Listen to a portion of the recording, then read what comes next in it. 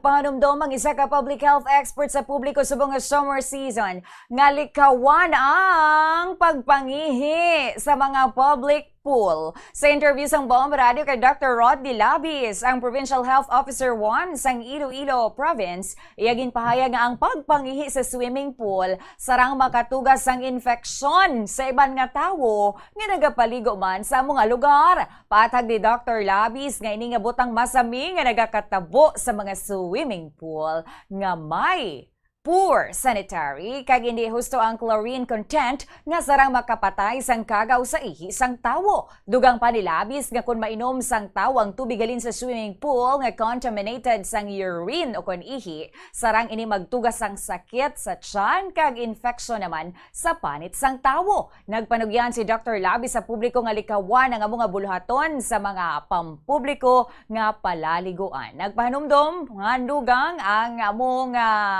public health expert sa tagsa kategoría sa mga resort nga siguraduhon ged nga husto ang chlorine level sang ilang nga swimming pool agod nga malikawan ang balatian nga sarang matugas ang kagaw.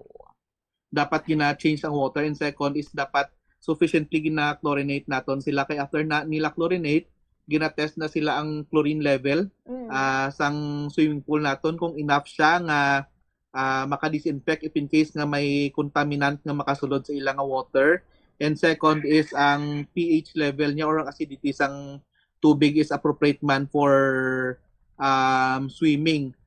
Siguro with the current nato nga activities nga halin huwibes hasta today, mas gadamo ang user, siguro mas frequent ang changing nila sang tubig kag chlorination sang aton nga mga swimming pools. Kay ang mga swimming pool nato ni may ano man nimo, may filter man ni sila nga naka-install upod sa ilang tubig. So somehow sige-sige nga gatlo ang tubig, sige-sige man ang tinlo sang tubig naton. So as long as naga-follow lagi sang standards ang aton nga swimming pool establishments, ma-make sure naton nga tinlo ang tubig nga pinapaliguan naton.